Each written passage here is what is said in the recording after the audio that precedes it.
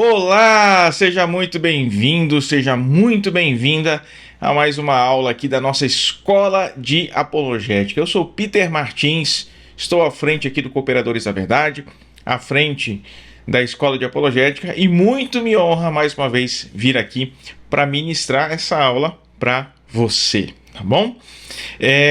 Hoje então a gente vai seguir com a aula que iniciou na semana passada, né? Uma aula sobre os dogmas marianos que foi dividida aí em duas partes para que pudesse ficar, né? Uma aula aí, cada uma das aulas com aproximadamente uma hora, né? Senão ia ficar muito grande. Mas, senhores, então, essa é a segunda parte da nossa aula, os dogmas marianos à luz da Cristologia, ou, como eu disse na aula passada, na primeira parte, né? A Cristologia à luz dos dogmas marianos, né? Isso é você quem vai decidir. Não reparem que eu estou olhando aqui para baixo para minha colinha, tá bom? Assim eu consigo manter a ordem da exposição e não me perco aqui nas divagações do nosso assunto, tá? O que nós estamos estudando, então, se você perdeu a aula passada, né?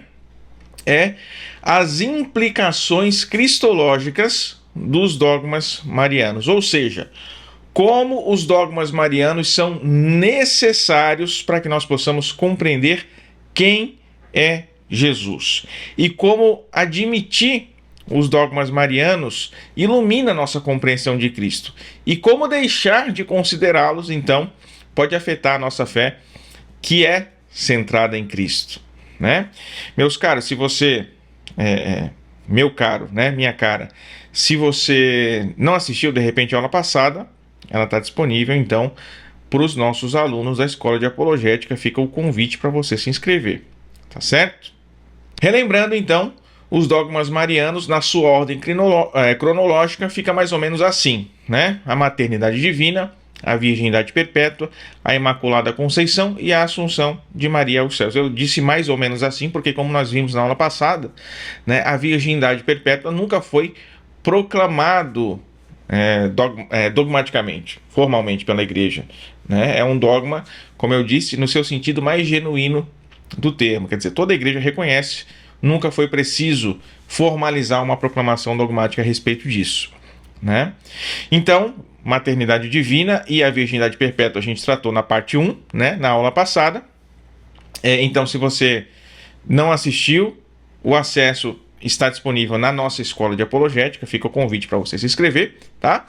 E hoje a gente vai ver então sobre a Imaculada Conceição e a Assunção de Maria aos céus. E a exposição vai seguir da mesma forma que a gente fez na parte 1, tá?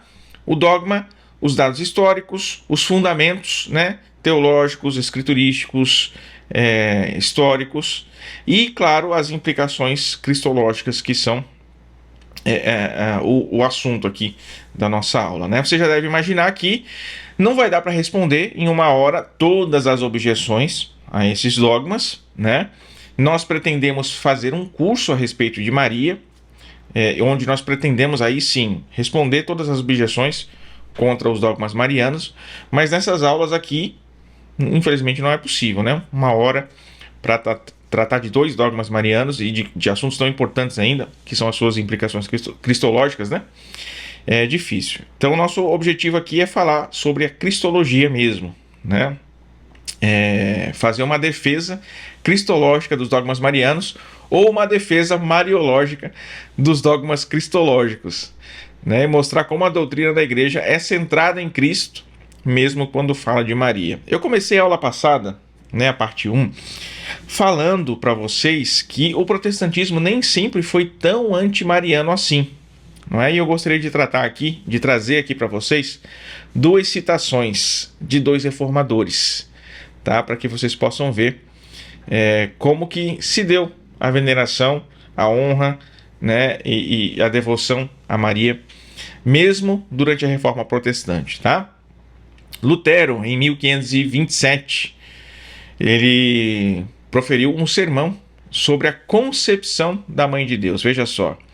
É uma doce e piedosa crença que a infusão da alma de Maria foi efetuada sem pecado original, de modo que na própria infusão da sua alma ela também foi purificada do pecado original e adornada com os dons de Deus, recebendo uma alma pura, infundida por Deus. Assim, desde o primeiro momento em que ela começou a viver, ela estava livre de todo pecado. Então Lutero defendia aí a Imaculada Conceição, ok? E Henrik Bullinger escreveu o seguinte no seu tratado, um escrito contra a idolatria: cremos que o corpo puríssimo da Virgem Maria, Mãe de Deus e templo do Espírito Santo, foi levado pelos anjos ao céu, tá? Então Henrik Bullinger também em algum momento da sua vida defendeu, a sua crença na Assunção de Maria, embora existam outros escritos aí que dão a entender que parece que ele tenha perdido um pouco da sua convicção, ou deixado de crer com tanta convicção quanto ele tinha, tá? Mas aí a gente já nota, que o afastamento das doutrinas marianas ele foi algo gradativo, não foi uniforme e não foi abrupto, mesmo na história do protestantismo, tá? E o objetivo da nossa aula, então, é mostrar que quando a gente deixa de professar, um dos dogmas marianos, aqui a gente vai falar especialmente de dois, porque os outros dois anteriores nós já tratamos na parte 1, mas quando a gente deixa de professar um dogma mariano, a nossa compreensão de Cristo fica comprometida, e daí faz brotar todo tipo de erro e heresia, Assim como o ventre de Maria protegeu o menino Jesus no período mais frágil da sua encarnação, durante a gestação, os dogmas marianos protegem como um escudo a sã cristologia quando ela parece mais frágil, mais vulnerável, ante os ataques das heresias. Então é isso que a gente vai defender aqui. Vamos começar então com a Imaculada Conceição de Maria, tá? Ou seja, Maria foi preservada do pecado original desde o primeiro instante da sua concepção, tá? Esse dogma foi proclamado em 1854 pelo Papa Pio IX na bula Ineffabilis Deus, E é importante dizer que, ainda que esse dogma tenha sido proclamado tão tardiamente assim na igreja, vamos colocar dessa forma, 1854 anos depois de Cristo, isso não significa que ele seja uma verdade nova na história da igreja, Sempre que a igreja proclama um dogma, significa que ela está confirmando uma verdade perene, que sempre esteve presente na igreja e que é possível atestar isso, através de um resgate histórico aí da história da igreja, e da história da teologia da igreja. Mesmo que às vezes algumas dessas doutrinas estejam lá nos primeiros séculos, ainda que ao modo de semente, que depois vão desabrochar conforme o desenvolvimento da teologia vai se dando. E aí eu lembro de um debate, uma conversa que eu tive uma vez com um pastor luterano, um pastor bem inteligente, erudito, estudou na Alemanha, doutor em teologia, eu acho, na Alemanha. E ele veio com essa história de que, olha, o dogma da Imaculada Conceição é algo super recente na história da igreja. Antes a igreja nunca creu nisso, E aí eu expliquei para ele que não era assim e tudo mais. E eu lembro que umas semanas depois, ele publicou no seu Instagram, isso faz muito tempo, tá? Tempo mesmo, sei lá, uns 5, 6 anos atrás. Ele publicou no seu Instagram uma foto de uma igreja luterana em honra, uma capela, em honra à Assunção de Maria, daquelas igrejas da Europa que a Reforma roubou da Igreja Católica, As igrejas históricas, não sei se você sabe disso, mas aquelas igrejas mais históricas do protestantismo, elas foram, a grande maioria, roubadas, dos católicos. Então, na medida que os países foram se tornando protestantes, as igrejas católicas iam se convertendo em igrejas protestantes também. E até hoje, o protestantismo, os protestantes das mais diversas denominações na Europa usam dessas igrejas roubadas da Igreja Católica, Mas o curioso é que ele publicou sei lá, uma igreja do século XIV, do século XIII, que, se eu não me engano, recordando agora, ele pregou um sermão naquela igreja, né, em honra à Assunção de Maria. E aí eu fiquei pensando, miserável, né? Ele sabe dessas coisas. Como que esse dogma pode ser uma novidade na história da igreja, se ele mesmo pregou numa igreja do século XIV, do século XIII, em honra à Assunção de Maria? Vocês estão entendendo? Claro, talvez ele nem tenha pensado nisso, eu não quero imputar aqui uma desonestidade intelectual da parte dele, porque não conheço o coração dele, enfim, né? Não vou julgá-lo por isso.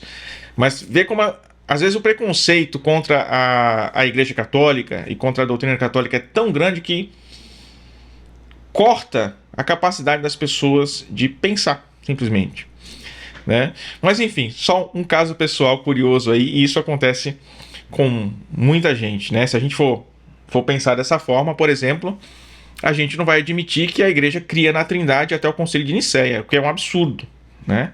É um absurdo. Nenhum protestante vai admitir uma coisa dessa.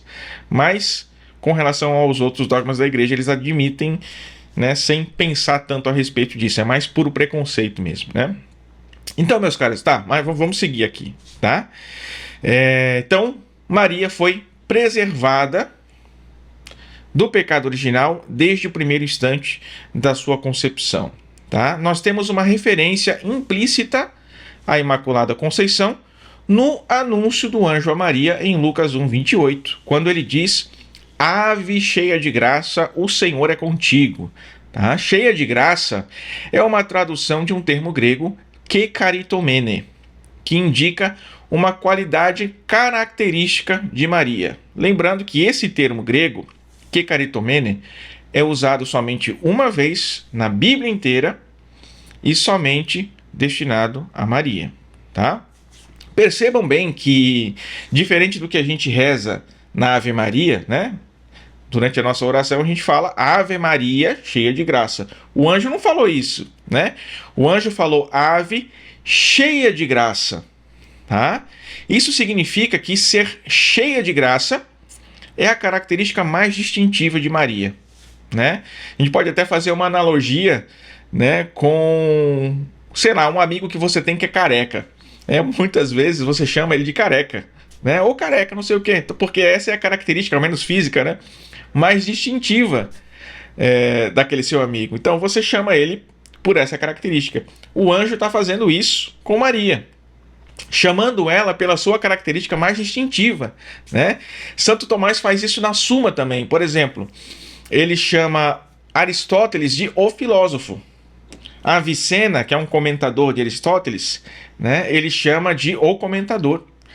Paulo, apóstolo, ele chama de o apóstolo. Então ele chama essas pessoas não pelo nome, mas pela sua característica mais distintiva, assim como o anjo fez com Maria, chamando ela de cheia de graça, tá? E a forma verbal usada aqui é o particípio passivo perfeito, que indica que ser cheia de graça, nessa situação que o anjo expõe aqui, né, que o anjo sauda Maria, é justamente uma qualidade permanente de Nossa Senhora, tá certo? Se a gente fosse colocar isso em português puro, seria como que o particípio passivo perfeito do verbo encher é enchido, né? Então é como se fosse ave enchida de graça. Vocês estão entendendo? Que curioso, né? Então isso deixa claro que a graça que Maria recebeu não se deu por conta da visita do anjo, por exemplo, mas era algo que já tinha acontecido e que era permanente na sua vida, né? Então por isso a gente tem essa passagem sim como uma referência implícita à Imaculada Conceição, certo? Na igreja, na história da igreja, na história da doutrina, da teologia da igreja, a gente tem aí um testemunho abundante dos santos padres em favor da pureza de Maria, né? Santo Hipólito vai chamar Maria de tabernáculo isento de contaminação e corrupção. Orígenes vai dizer que Maria é digna de Deus, imaculada dos imaculados, santidade mais completa, justiça perfeita, nem enganada pela persuasão da serpente, nem infectada com as suas respirações venenosas. Santo Ambrósio vai chamar a Virgem Maria de incorrupta, uma virgem imune pela graça de cada mancha do pecado. São Máximo de Turim, né, vai chamar Maria de uma morada adequada para Cristo, não por causa da sua aparência física, mas por causa da graça original, né?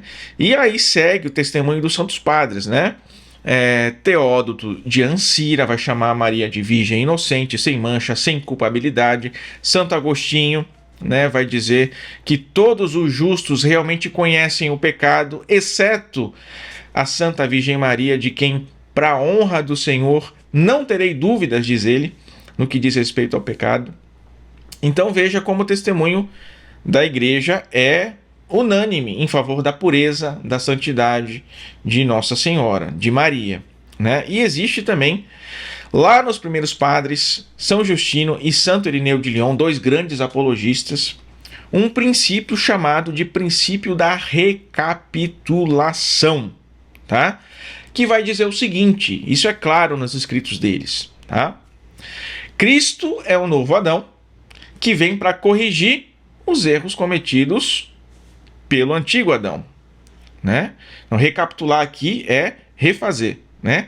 Cristo refez todas as coisas de modo especial à humanidade em si mesmo, tá? E se Cristo é o novo Adão, dizem os santos padres, né? Maria é a nova Eva, tá? Maria foi a reparadora da ruína causada por Eva, ou seja, a reparadora do pecado. Claro que, em última instância, quem salva é Cristo, quem repara é Cristo, tá? Em sentido estrito, né? Só que Maria é um instrumento para essa reparação. Ela é a causa instrumental dessa reparação, né? E veja que ela não é um instrumento inconsciente, né? Como é um martelo, uma caneta, né? Maria é um instrumento humano, um instrumento livre, cooperou, né, com o projeto de salvação por ser escolhida por Deus para isso, né? Então, São Justino e Santo Irineu diziam que se por uma virgem imaculada o pecado entrou no mundo, também por uma virgem imaculada entrou a salvação, né? Então a desobediência de Eva foi corrigida pela obediência de Maria. Então veja como isso ajuda, junto com aquelas passagens, né, com aquela passagem de modo especial da Escritura, com o testemunho que já foi dito, né, dos santos padres, né, como esse princípio de recapitulação se encaixa perfeitamente nesse contexto, né? Maria não poderia ser pecadora, né, porque senão não repararia a ruína causada por Eva, que também foi imaculada, né? E claro, a gente vai ter as objeções, né, com as quais a gente vai ter que lidar, principalmente vindo aí dos nossos queridos irmãos separados, os protestantes, né? Ora, se Maria não tivesse pecado, ela não precisaria de um Salvador, né? Mas é claro que essa é uma compreensão errada da Imaculada Conceição, tá? Não se afirma em nenhum momento que Maria não precisou de um Salvador, mas que ela foi salva por prevenção, tá? E aí, para que isso fique bem claro, a gente pode fazer uma analogia, por exemplo, com o afogamento, né? E se você é mãe, pai, você sabe muito bem do que eu vou falar, né? Às vezes você vai na praia, vai no clube, tem piscina e tudo mais, e eu vou dar esse exemplo já já, né? Veja, imagine só o seu filho se afogando, né, na piscina. Você pode salvar ele, você pode você mesmo pular lá para salvá-lo, né? Ou você pode tirar uma boia, pedir socorro, enfim, né? Então você pode salvá-lo dessa forma, você mesmo. Então veja, o mal já aconteceu, ele já caiu, né? na piscina. Então você vai lá e salva ele. Essa é a salvação por redenção, tá? Redenção é sinônimo para resgate. Então o mal já aconteceu e você precisa tirar aquela pessoa, o seu filho, desse mal. Mas existe uma outra forma de você salvar o seu filho desse perigo. Sabendo já que ele vai se afogar, né? Por isso que eu disse, se você tem filho pequeno, isso fica muito claro. Eu tenho 2, né? Então sei como é, né? Sabendo que o seu filho certamente vai se afogar se ele cair numa piscina, sobretudo aquela piscina que ele não dá pé, né? Sem boia, sem nada. O que você faz? Você o impede de cair no mar. E esse é um outro modo, ou no mar ou na piscina, né? E esse é um outro modo pelo qual você pode salvar o seu filho. Por prevenção, tá? Então, redenção, o mal já aconteceu e você precisa tirar a pessoa daquele mal. Prevenção, você sabe que a pessoa vai cair naquele mal, então você evita, antes mesmo, você previne ela de cair. Né? Você a salva antes mesmo de acontecer. Essa foi a forma com a qual Deus salvou Maria. Ele salva Maria antecipadamente, em previsão dos méritos de Cristo na cruz. Compreendem? Então veja, a Imaculada Conceição não nega a salvação de Maria, mas antes afirma cabalmente, com ainda mais força, né? Porque se a gente for pensar bem, o modo de você salvar por prevenção é ainda mais perfeito do que o modo da redenção. Porque o modo da redenção, o mal aconteceu e você tira a pessoa daquele mal. A prevenção, você impede que o mal, inclusive, aconteça. Então veja, a salvação de Maria por prevenção não diminui a obra de Cristo, mas reconhece uma obra ainda maior do que aquela que acontece com a gente, por exemplo. Deus nos salva por redenção, né? Ele nos tira do mal do pecado, mas Maria ele salvou por prevenção, tá? E a gente vai ver os motivos pelo qual Deus quis fazer isso já, tá? Mas antes, uma outra objeção. Ora, São Paulo ensina em Romanos 3:23 que todos pecaram e estão privados, destituídos da glória de Deus. E em Romanos 5:12, ele diz que assim como por um só homem o pecado entrou no mundo, e pelo pecado a morte, assim também a morte passou a todos os homens, porquanto todos pecaram. Mas veja, a Imaculada Conceição de Maria, ela não contraria esses versículos por pelo menos 2 motivos, tá? Paulo está fazendo aqui uma generalização hiperbólica, tá? Paulo não está dizendo, ele não quer dizer absolutamente todos e cada um pecaram. Ele usa, inclusive, desse termo, dessa linguagem, né, em outros lugares, onde a gente vê que ele está fazendo uma generalização com muita clareza. Por exemplo, em 1 Coríntios 15:22, ele diz quase a mesma coisa, né? Em Adão, todos morrem, assim como em Cristo, todos reviverão, né? Mas veja, em primeiro lugar, nem todos morreram, né? A gente sabe que Enoque e Elias não morreram, certo? Não se enquadram nesse todos aí, então. E também nem todos reviverão, no sentido de que morreram para depois serem ressuscitados, revivificados, né? Porque em 1 Coríntios 15:51, o mesmo Paulo diz: nem todos dormiremos, nem todos morreremos, certo? Então, a gente vê que Paulo usa desse recurso, né, da generalização hiperbólica, né? E isso pode se enquadrar perfeitamente nesse caso aqui, ok? E de um segundo modo, né, a Imaculada Conceição não nega que todos... Esse é talvez o mais importante, a compreensão mais importante que a gente precisa ter, né? A Imaculada Conceição não nega que todos herdam naturalmente o pecado original, tá? O que aconteceu com Maria foi um milagre, foi algo sobrenatural, tá? Isso significa que ela certamente estaria sujeita ao pecado se não fosse uma intervenção divina. Certo? Então, Paulo faz uma generalização. A gente pode considerar Maria como uma exceção a essa regra, e isso fica claro pelas explicações que eu já dei anteriormente, ok? E também não nega que naturalmente todos herdam um pecado original. O que aconteceu com Maria foi sobrenatural. Sobrenatural, foi um milagre, certo? Então, por isso, a Imaculada Conceição de Maria não está, de modo algum, contrariando essas passagens de Paulo ou qualquer outra passagem da Escritura.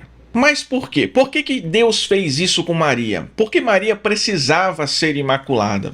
Então, a gente chegou agora nas questões cristológicas, né, do dogma da Imaculada Conceição. Veja, quando a gente fala que era necessário que Maria fosse imaculada, primeiramente, a gente precisa considerar algo que por muitos é desconhecido, né? Que são os modos de necessidade. Existe a necessidade absoluta, existe a necessidade relativa, certo? E o que eu vou falar aqui, o termo técnico seria necessidade hipotética, tá? Então, era necessário, tá, que Maria fosse imaculada, mas essa é uma necessidade hipotética. Hipotética não porque se diz como uma hipótese, tá? Mas é que é uma situação em que uma ação é necessária para alcançar um determinado objetivo, certo? Então, Deus quis fazer as coisas dessa forma, tá? Deus quis fazer as coisas dessa forma. Então, ele usou da Imaculada Conceição de Maria para alcançar a encarnação de nosso Senhor Jesus Cristo. Tá certo? Deus poderia fazer diferente? Claro, né? Deus poderia ter escolhido se encarnar sem Maria? Poderia, né? Deus poderia, inclusive, decidir que não era o Filho, mas o Espírito Santo que se encarnasse? Poderia também, né? Mas Deus escolheu realizar a encarnação do seu Filho, do Verbo encarnado, através de Maria. Então, nessas circunstâncias em que Deus escolheu fazer as coisas dessa forma, era necessário que Maria fosse imaculada, certo? Então, é uma necessidade não absoluta, mas uma necessidade hipotética, tá? Uma necessidade em que Deus escolheu fazer dessa forma para que ele alcançasse a finalidade da encarnação. Tá? E por que era necessário, então, que Maria fosse imaculada? A gente pode colocar aí dois motivos. Em primeiro lugar, para que Maria desse o seu assentimento a Deus de forma plenamente e perfeitamente livre. Então, Maria não poderia ter pecado, ter a sua tendência à concupiscência, à negação de Deus, para poder dar o assentimento verdadeiramente, plenamente, conscientemente livre à encarnação do Verbo, né? E, claro, o outro motivo para que a natureza humana de Jesus fosse absolutamente livre do pecado. Calma que eu já vou chegar lá. Eu já sei qual que é a sua dúvida, mas eu vou chegar lá. Tá?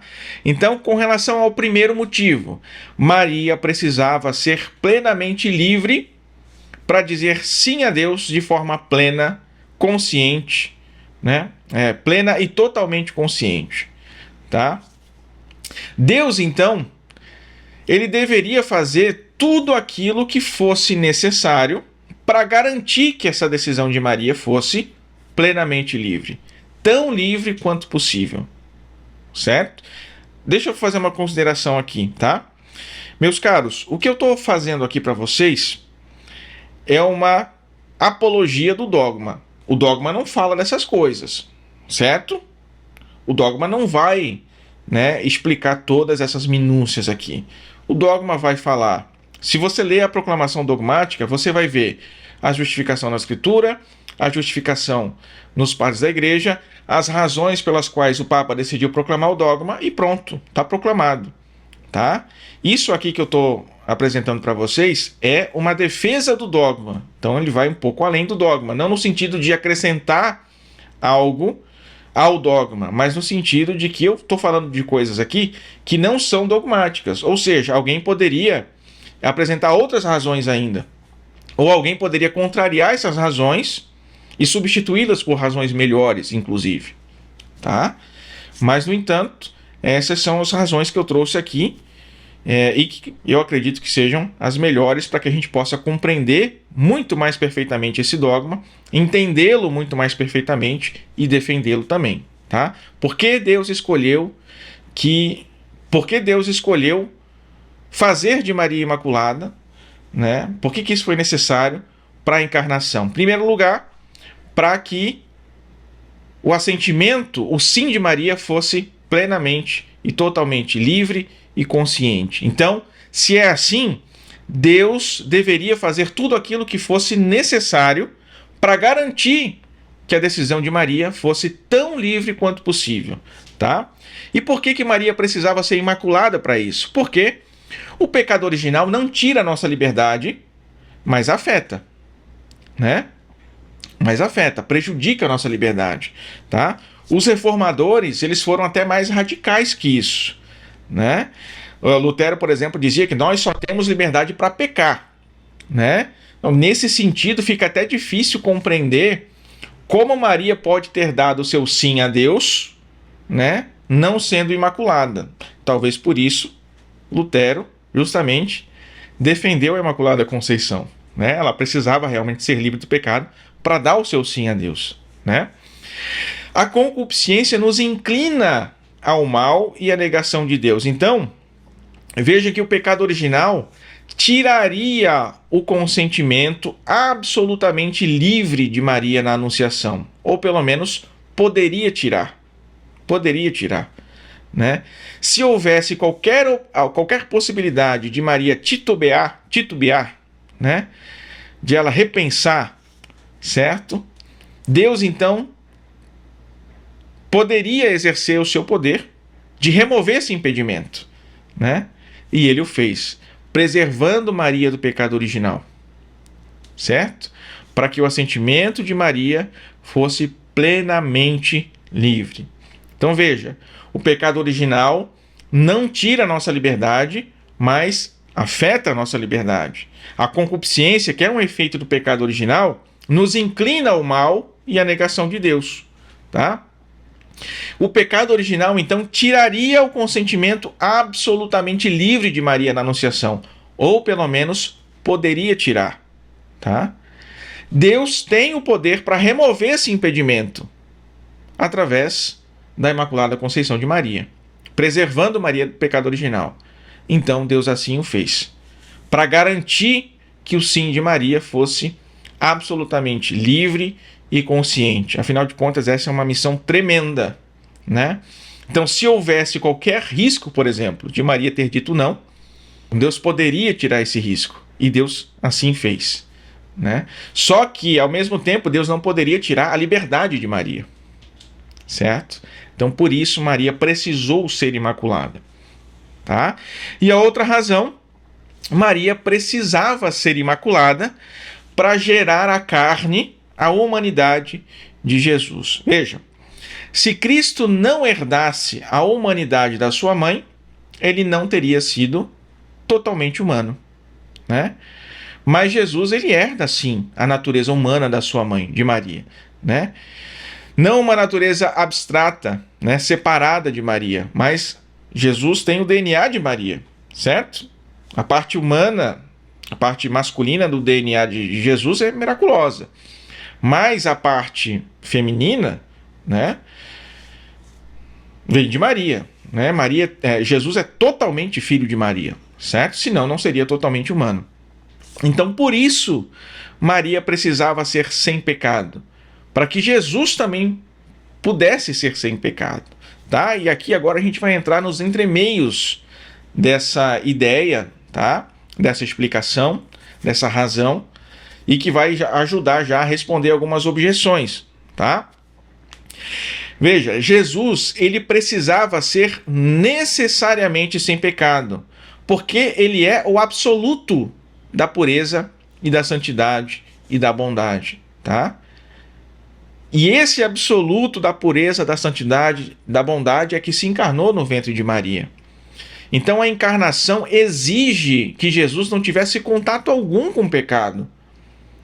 Como que Maria geraria uma natureza humana pura e imaculada, sendo que a sua humanidade estaria, a sua humanidade está contaminada com o pecado original?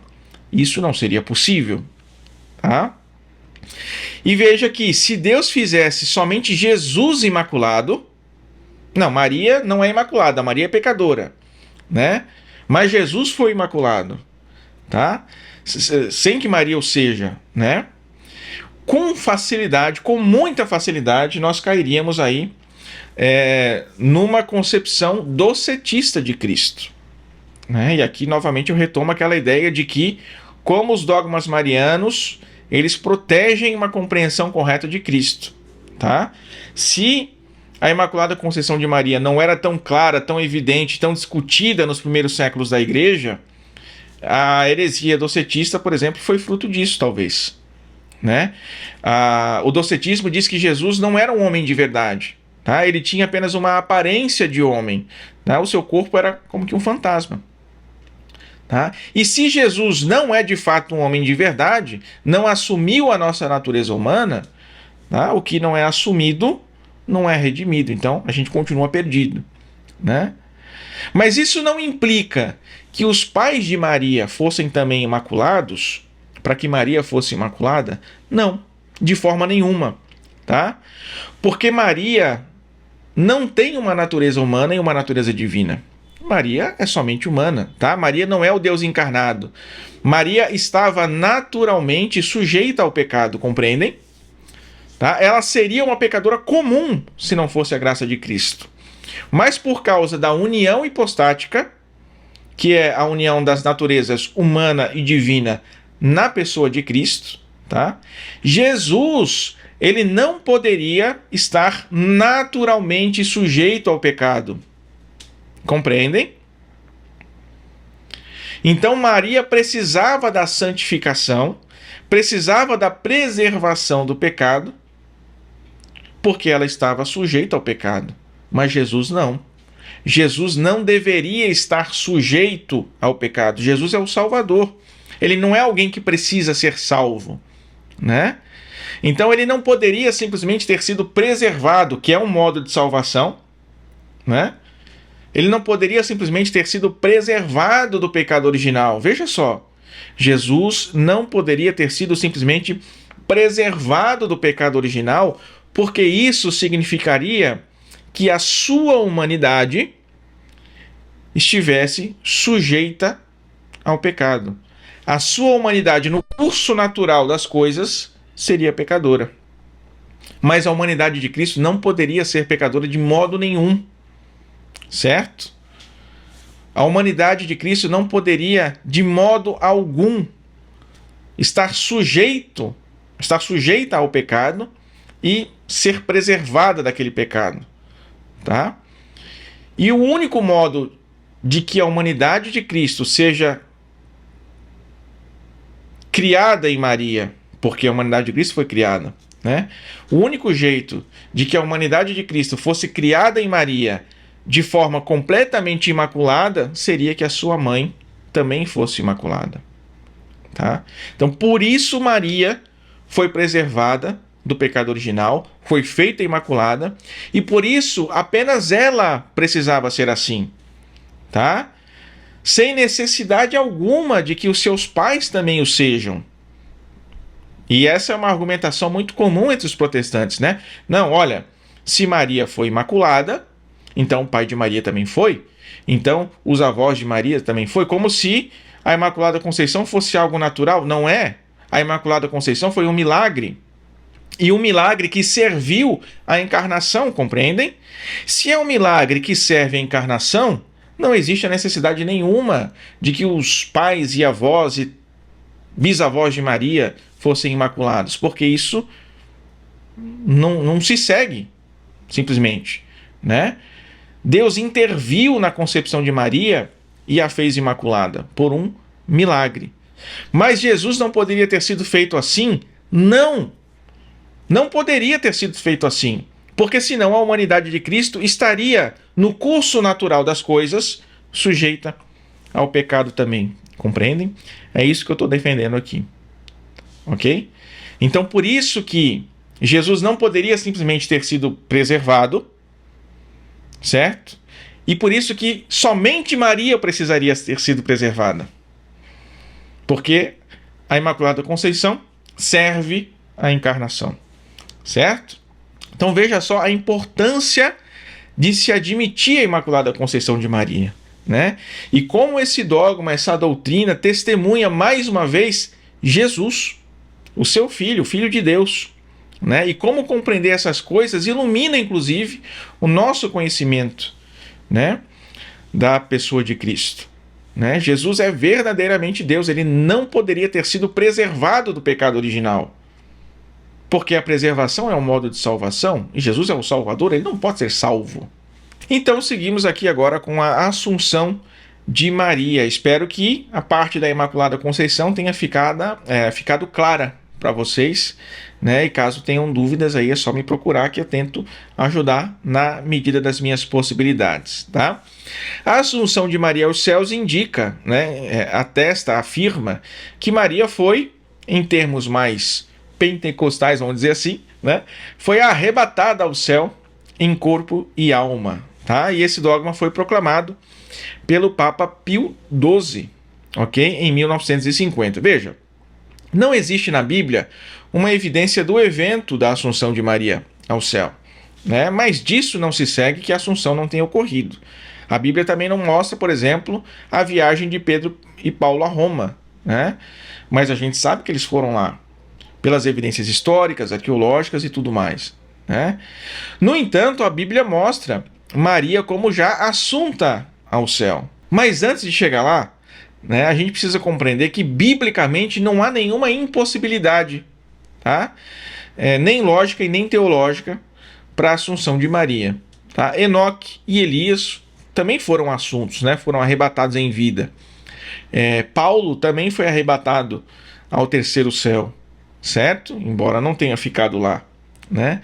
Duas testemunhas de Apocalipse. Eu esqueci de dar as citações aqui, né? Então, Enoque, Gênesis 5:24, Elias, 2 Reis 2:11, tá? Paulo, 2 Coríntios 12, de 2 a 4, e Apocalipse 11:11, né? Nós vemos duas testemunhas que profetizaram na cidade de Jerusalém, que foram mortas, e os seus corpos ficaram nas ruas aí por 3 dias, e depois eles foram ressuscitados e arrebatados ao céu, diante dos olhos dos seus inimigos, inclusive, tá? Então veja que não existe nenhuma impossibilidade, nem teológica, nem bíblica e nem lógica para a Assunção de Maria. Inclusive, a gente até poderia se perguntar, né? Ora, se Deus fez isso com Enoque, com Elias, com essas duas testemunhas, né? E até com Paulo, embora Paulo não tenha ficado lá, né? Por que ele não faria com a sua mãe? Certo? Nós temos um mandamento de honrar pai e mãe, né? Qual que seria o modo mais perfeito pelo qual Jesus poderia ter honrado a sua mãe, se não elevando-a aos céus, né? Bem, mas vamos a Apocalipse 12, então, tá? E viu-se um grande sinal no céu, uma mulher vestida de sol, a lua debaixo dos seus pés e uma coroa de 12 estrelas sobre a cabeça. Estava grávida e gritava por causa das dores do parto e do tormento de dar à luz. Ela deu à luz a um filho varão que deve reger todas as nações com vara de ferro. Mas o seu filho foi arrebatado para junto de Deus e do seu trono. E o dragão encolerizou-se contra a mulher e foi fazer guerra ao resto da sua descendência, aos que guardam os mandamentos de Deus e têm o testemunho de Jesus. Então veja, o simbolismo de Apocalipse aqui, né? Essa mulher, ela pode sim simbolizar outras coisas que não Maria, certo? E é muito correto quando a gente vê algumas pessoas, por exemplo, colocando a mulher como Israel, né? Colocando a mulher como a igreja, ou mesmo colocando a mulher como Eva. Existe fundamento para isso, né? O sol, a lua e as 12 estrelas, por exemplo, têm relação com o sonho de José, em Gênesis 37, 9 a 11. Tá? A igreja, no versículo 17, diz que o resto da sua descendência, né? No versículo 17 diz que o resto da sua descendência são os que guardam os mandamentos de Deus e têm o testemunho de Jesus. Então, essas pessoas são membros da igreja. Então, essa mulher pode muito bem simbolizar a igreja, né? E ela pode simbolizar Eva também, porque o versículo 9 reconhece o dragão como a antiga serpente, né? Então, a cólera do dragão contra a mulher remete à inimizade da mulher com a serpente de Gênesis 3,15. Tá? De modo imediato, a mulher de Gênesis 3,15 é Eva, certo? Então remete também a Eva. Só que a pergunta que fica não é o que essa mulher simboliza, certo? Porque sim, ela pode simbolizar Eva, a igreja, o antigo Israel, mas a pergunta que fica é: quem é essa mulher? Quem é essa mulher, tá? E nós cremos que seja de fato Maria, para além dos seus símbolos, tá? Porque o texto aqui, ele expressa uma cena real, ok? Uma mulher no céu, e aqui nós temos o primeiro sinal da sua assunção corpórea, tá? Revestida de sol. Revestida de sol é um sinal dos corpos depois da ressurreição. A gente vai ver isso em Mateus 13:43, né? Então, os justos resplandecerão como o sol e no reino de seu Pai, e quem tem ouvidos ouça, né? Ou Filipenses 3, de 20 a 21, o Senhor Jesus Cristo transformará o nosso mísero corpo, tornando-o semelhante ao seu corpo glorioso. Então, que uma mulher esteja no céu revestida de sol, então, é o primeiro sinal da sua assunção com o seu corpo glorioso. Tá? A lua debaixo dos pés. A lua é um símbolo conhecido da mortalidade, né? E debaixo dos pés significa que a morte está vencida, subjugada. A coroa mostra que ela é uma rainha porque o seu filho é rei, certo? Como a rainha-mãe. Nós tínhamos a rainha-mãe na dinastia davídica, no Antigo Testamento, né? E ela gerou Jesus, né? Ela deu à luz a um filho varão que deve reger todas as nações com um cetro de ferro. Então veja como tudo aponta para Maria, né? E mais, a gente tem 4 personagens aqui nessa passagem, né? A mulher, o diabo, Jesus e o arcanjo, né? O diabo, Jesus e o arcanjo, ninguém nega que sejam personagens reais, tá? Então, dentro desse contexto, a mulher também precisa ser real, né? Se encaixa perfeitamente o entendimento de que a mulher seja real e não somente um símbolo, tá? Então, por isso, Apocalipse 12 fala assim sobre Maria, tá? Uma outra evidência da sua assunção, tá? Da sua assunção, não está na Bíblia, mas está na arqueologia, porque nós temos 2 túmulos de Maria, um em Jerusalém e um em Éfeso. É claro que Maria não pode ter morrido em 2 lugares ao mesmo tempo, né? Um desses túmulos, evidentemente, é falso, tá? Mas o mais impressionante de tudo é que os túmulos estão vazios, né? Num tempo em que os primeiros cristãos guardavam as relíquias corporais dos santos, né, como um tesouro inestimável da igreja, nenhuma relíquia corporal de Maria é encontrada. Nenhuma, né? E a gente vê, como eu já falei até no início, né, Maria tão venerada, a igreja primitiva tem uma consideração tão grande por Maria. Seria impensável que a igreja recolhesse os corpos, os restos mortais dos mártires e não recolhesse os restos mortais de Maria. O túmulo de Maria está vazio, tá? Inclusive é local de visitação, né? Os dois, tanto em Jerusalém quanto em Éfeso, certo? E mais, né? Existem fragmentos que contam histórias ou versões especulativas, claro, né? De como foi a Assunção de Maria desde o século III já, ok? Em diversos lugares, em diversos idiomas, tá? Diversas histórias. Então, o que sugere para nós que o tema da Assunção de Maria já era plenamente conhecido no século III. E a documentação desses fragmentos, o estudo completo, né, dessas informações mais primitivas a respeito da Assunção de Maria, está no livro do padre Michael O'Carroll, Uma Enciclopédia Teológica da Bem-aventurada Virgem Maria. Infelizmente a gente não tem esse livro aqui no Brasil, nunca foi traduzido, tá? Então o título está em inglês, né? A Theological Encyclopedia of the Blessed Virgin Mary. É que meu inglês não é bom, não quis falar de primeira, né? Vocês entendem, tá? Então veja, até o século IV, os padres, eles mal falaram sobre esse assunto, embora a gente tenha aí grandes testemunhos, né, de histórias já datadas do século III.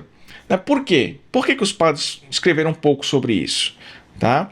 Dois motivos possíveis. Primeiro, a igreja sofria com ataques cristológicos vindo de todos os lados, então os apologistas eles estavam concentrados em resolver esse problema acima de qualquer coisa, né? Porque disso dependia a existência da igreja, né?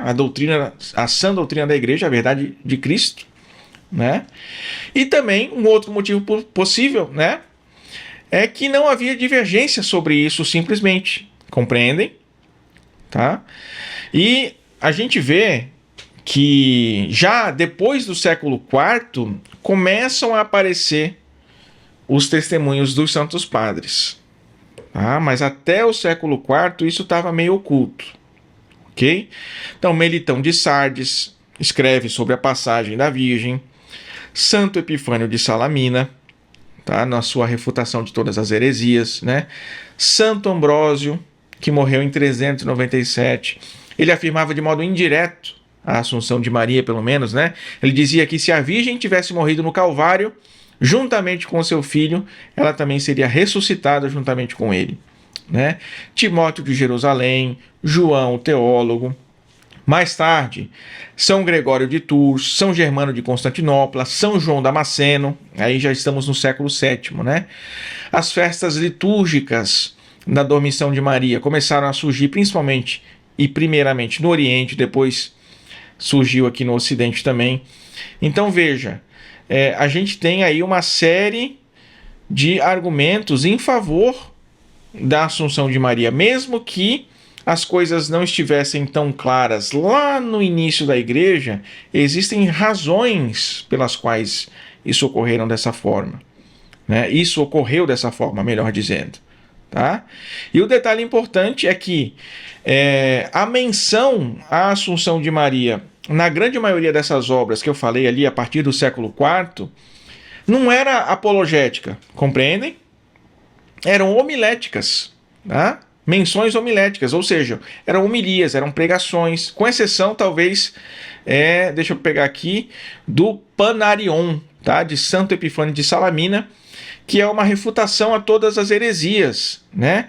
Só que Santo Epifânio, ele refuta, ele lida com umas 80 heresias naquele tempo. Né? Nesse escrito ele lida com umas 80 heresias, então ele menciona como uma entre tantas as outras, assim, entre tantas outras, né?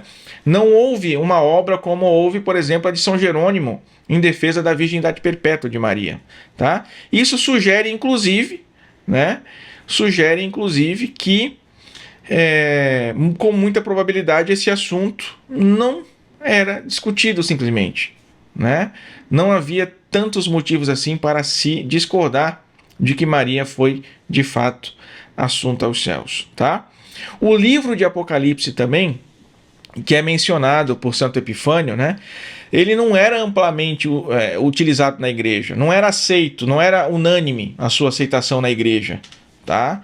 Então isso começou a se popularizar, a se uniformizar, melhor dizendo, na igreja depois do Concílio de Roma, em 383. Então, final do século IV já, né? Então, por isso a gente também não vê tantos escritos dos santos padres antes desse período falando sobre o Apocalipse e falando, né, sobre a menção de Maria no Apocalipse, né? É isso que eu quero dizer, certo? Mas beleza, então a gente entendeu aqui um pouco, né? Espero que tenha ficado claro os fundamentos, né, na Bíblia, na arqueologia, na história, né, com os fragmentos, na patrística, tá? E por que então que Cristo resolveu fazer de Maria assunta aos céus, né? Por que a Assunção de Maria é tão importante, tá?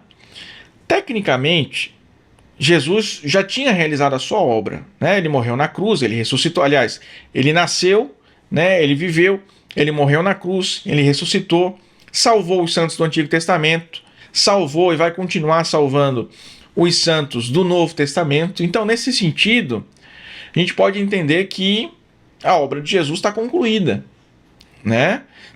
Tudo está consumado. Então a missão de Maria também está consumada, está concluída, né? Ela foi mãe de Deus, sempre virgem, foi feita imaculada, Jesus nasceu, ela viveu junto do seu filho, né? Então acabou aí, né? Jesus morreu, ressuscitou, ascendeu aos céus, acabou a missão de Maria também. Acabou a missão de Jesus, acabou a missão de Maria, tá? Mas vocês não sentem que ficaria um tanto incompleto, considerando tudo que a gente já viu nas aulas anteriores, né? Se a vida de Maria não testemunhasse também uma espécie de redenção perfeita, parece que o testemunho que Maria deu ao longo da sua vida de Jesus também não estaria completo, né? Aquela que foi cheia de graça, plena da graça, perfeita na graça, então, ela também deveria ser plena da glória, né? Perfeita na glória, né? Então, por que a Assunção de Maria é tão importante para a cristologia, tá? Em primeiro lugar, porque a Assunção de Maria vai ao encontro da ressurreição de Cristo, tá? A Assunção de Maria testemunha, inclusive, a diferença entre a ressurreição de Cristo e a glorificação de Cristo, que se deu segundo a sua divindade. Jesus é Deus, tá? E a ressurreição e a glorificação dos cristãos, que se dará segundo a graça. Ok? Não admitir a Assunção de Maria acaba obscurecendo essa realidade, tá? E admitir a Assunção de Maria oferece a todos os cristãos um modelo, um padrão de como será o nosso destino final, tá? Então, o primeiro motivo pelo qual a Assunção de Maria é super importante para nós compreendermos Cristo, porque testemunha a diferença entre a ressurreição e a glorificação de Cristo, segundo a sua divindade, e a diferença entre a ressurreição e a glorificação dos cristãos, de Maria com os cristãos, né? Segundo a graça, ok? E a Assunção de Maria oferece um modelo, um padrão de como será o nosso destino final, né? A nossa ressurreição e a nossa glorificação junto a nosso Senhor nos céus, né? Mas mais que isso, tá? Mais do que um simples modelo, um padrão, uma abstração, tá? A Assunção de Maria oferece uma esperança, e essa é a segunda razão pela qual a Assunção de Maria é importante para a cristologia, tá? Ela é uma consequência necessária da Imaculada Conceição. Veja, tipologicamente, Maria foi representada pela Arca da Aliança no Antigo Testamento, tá? A Arca da Aliança prefigurou Maria, tá? Por quê? A arca tinha as tábuas da lei, a palavra de Deus, o maná, o pão do céu, e o cajado de Arão, né? Que foi a pessoa escolhida por Deus para estabelecer o sacerdócio antigo, o sacerdócio hebreu. Tá?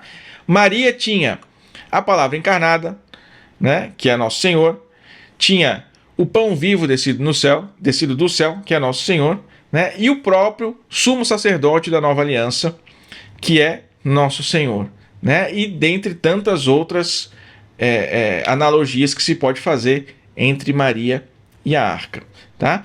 Só que Maria não era o templo, tá? Que depois foi profanado, foi esvaziado, foi destruído. Ela foi preservada de toda a impureza, de todo o pecado. Ela foi superior aos tipos que representavam ela no Antigo Testamento, tá? Porque a sua preservação do pecado foi até o fim. E se é assim, a sua assunção, a assunção de Maria, é uma demonstração, uma prova, um testemunho do que ocorre quando alguém é santificado por Deus. Certo? Todo cristão vai ter esse mesmo destino de Maria: ressuscitar com seu corpo glorioso e reinar com Cristo no novo céu e na nova terra. Então veja como recusar a doutrina da Assunção de Maria põe em questão, inclusive, a própria natureza da salvação. A própria natureza da salvação. Aquilo que os orientais chamavam de teoses, né? E que aqui no Ocidente a gente fala simplesmente a participação perfeita da natureza divina.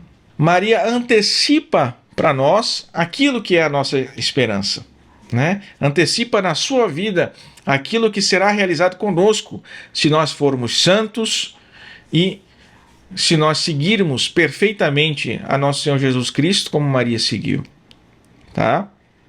Mas espera aí, Peter, você está falando de ressurreição, né? Mas para ser ressurreto, você precisa ser morto. E Maria morreu, de fato? Olha, muitas pessoas dizem que não. Inclusive, muitos críticos da doutrina da Assunção não compreendem perfeitamente o dogma, tá? Porque isso não faz parte da proclamação dogmática da Igreja, se Maria morreu ou não. Tá? A única coisa que o Papa diz é: terminando o curso da sua vida terrestre, foi assunta em corpo e em alma à glória celeste. Só isso. Tá? Então, se Maria morreu ou não, é passível de discussão na Igreja. Tá? Nós temos aí 3 hipóteses, pelo menos, né? Maria morreu, ressuscitou e foi assunta aos céus. Maria não morreu, mas ela repousou num sono profundo e foi assunta aos céus. E Maria não morreu e nem repousou, mas ela foi arrebatada em vida e conscientemente aos céus, tá? O que eu defendo é que Maria realmente morreu, tá? E é a tese que tem maior abrangência aí na igreja, entre os teólogos, e me parece, inclusive, que é a mais razoável, sobretudo pelas evidências arqueológicas, tá? E algumas outras razões que eu vou falar também. Tá? Nós temos aí o túmulo de Maria vazio. Não haveria razão para ver um túmulo se não se acreditasse que ela tenha morrido. Não haveria razão de o túmulo estar vazio se ela não tivesse ressuscitado, não é? Mas espera aí, a morte não é fruto do pecado? Tá? Vamos seguir aqui com a nossa explicação. Sim, a morte é fruto do pecado, mas Maria não teve pecado, por que ela morreu então? Ora, mas Jesus também não teve pecado, né? Jesus também foi imaculado e sem pecado, e de uma forma mais perfeita que Maria ainda, porque Jesus era 100% Deus, ele era, né, a própria pureza e a santidade encarnada, tá? Então, Jesus era Deus devido à sua união hipostática, e mesmo assim ele sofreu e ele morreu, né? Então, ser imaculado e sem pecado não necessariamente exclui o sofrimento e a morte, ok? Porque a encarnação de Cristo foi o que os teólogos chamam de incarne passibile, ou seja, encarne sujeita ao sofrimento. E assim o foi justamente porque o modo passível de sofrimento, tanto de Jesus na encarnação quanto de Maria na Imaculada Conceição, é uma consequência do pecado original. Então veja, Jesus na encarnação, embora sem pecado, ele assumiu voluntariamente a nossa natureza caída, a nossa natureza pós-lapsária. Jesus era igual a nós em tudo, menos no pecado.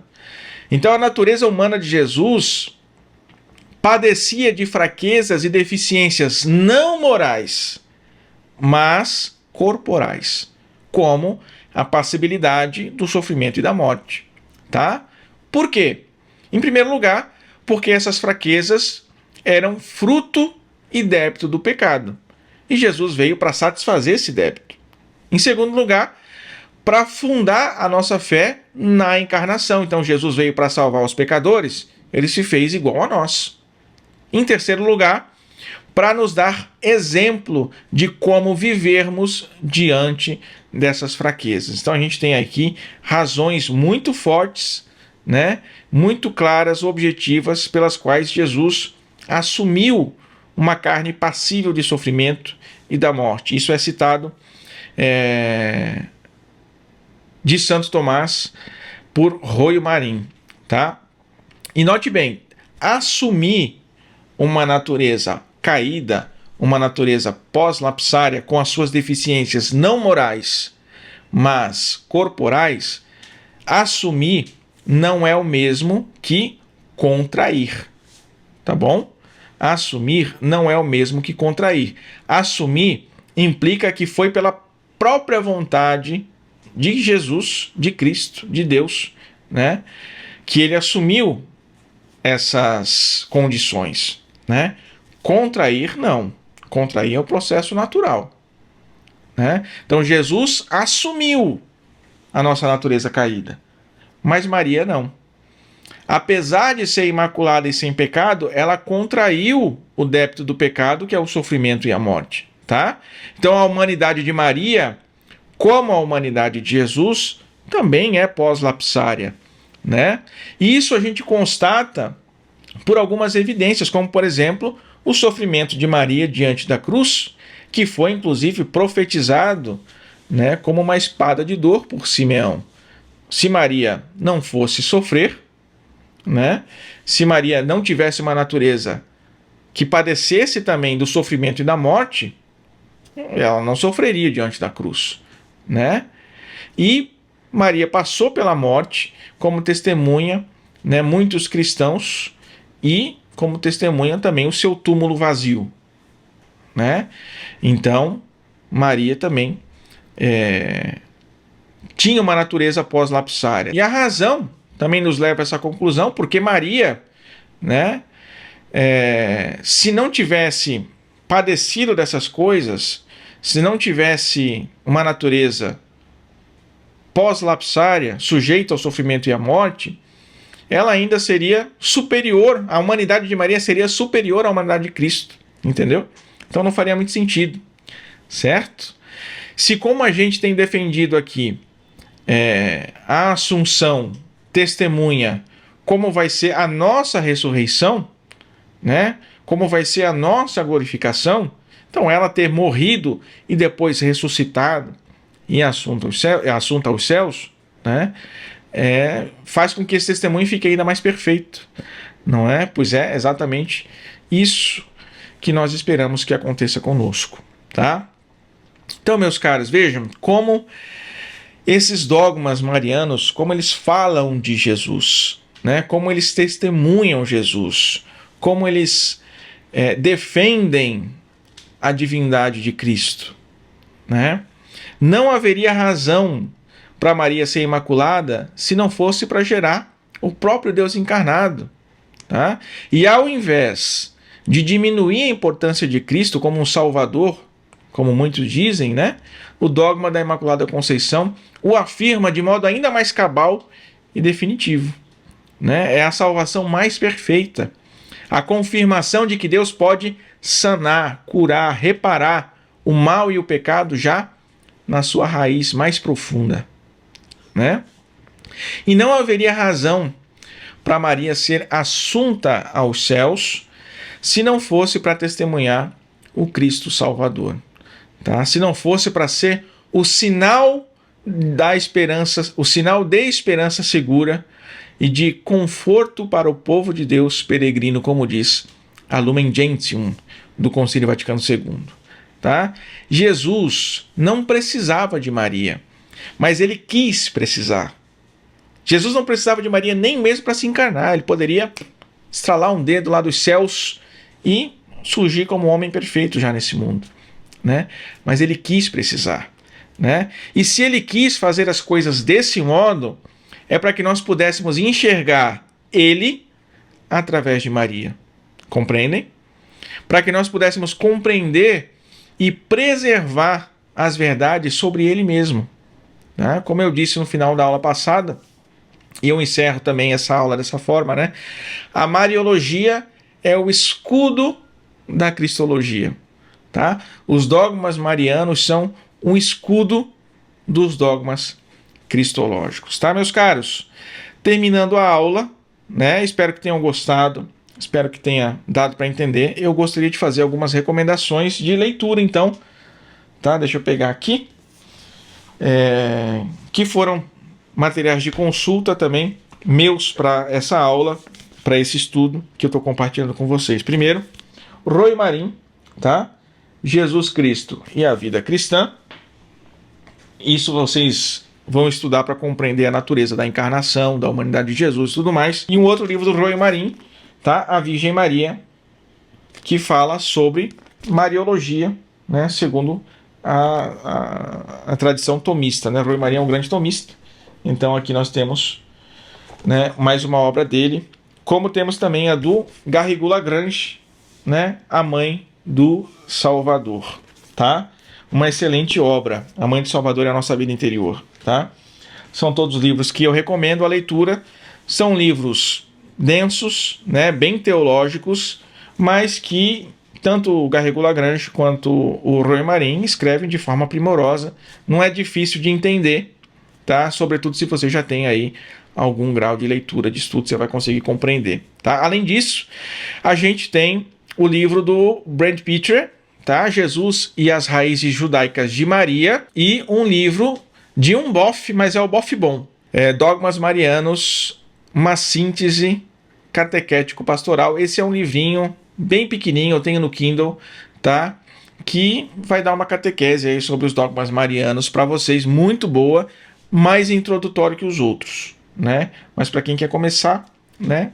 Apesar de já ter estudado essa aula aqui, que já é um passo além, né? Mas para quem ainda não deu os passos iniciais, pode voltar muito bem nessa leitura, que vai se dar muito bem, tá? Então, Roy Marin, Jesus e a vida cristã, a Virgem Maria, Garrigou Lagrange, a Mãe de Salvador, nossa vida interior, Brent Pitcher, Jesus e as Raízes Judaicas de Maria, Jesus and the Jewish Roots of the Mary, e Clodovis Boff, Dogmas Marianos, síntese catequético pastoral. Gente, já falei demais, mais de uma hora de aula, espero que tenha dado para entender, né? E você que ainda não é aluno da escola, se inscreva, tem a nossa comunidade de alunos lá, eu estou lá presente, dúvidas, sugestões, por favor, mandem lá para que a gente continue conversando lá o assunto que nós tratamos aqui, tá bom?